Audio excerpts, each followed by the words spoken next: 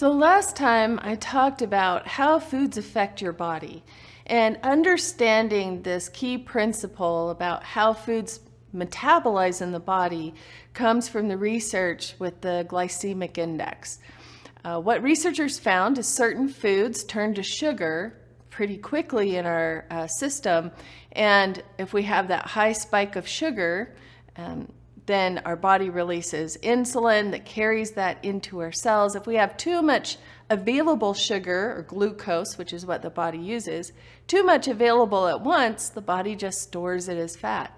So we can recognize how foods affect our body by their rating system on how quickly they turn to sugar. So a general principle is the more whole food, the better.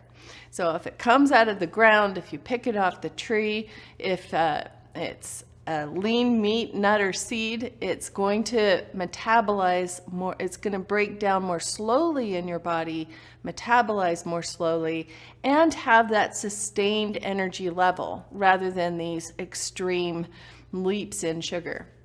So I call them the big white five. These are the top 5 high glycemic foods that we're often eating and not thinking about what it's doing to our body. White flour products spikes our blood sugar, and then once it does that, your body's turning everything to fat. White sugar. Obviously, it's refined, it's processed, and we're getting processed sugar in extreme amounts that are not good for our body. So really focus on cutting that back. Now also, white potatoes has the same effect of tripping that insulin response and storing things as fat. So a good substitution for white potatoes is yams. They have more fiber, they metabolize more slowly with that sugar release.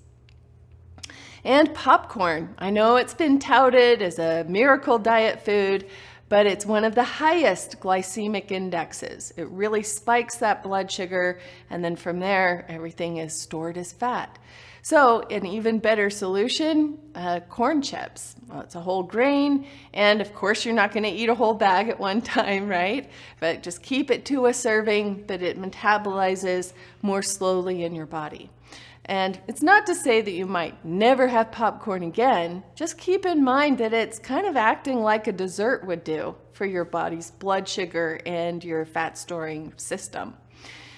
So as you start noticing, and you'll find this in one of the chapters, there's easy substitutions to start looking at these foods that we're used to eating, like white pasta. You can substitute for whole wheat pasta. Has more fiber, more of the bran, doesn't metabolize quite as quickly as the white pasta does. So keep in mind, there's just part of being successful is just to start switching out some of these foods for ones that are more whole foods or that are those foods that are better for you. Here's to your health, happiness, and success, and I'll see you next time.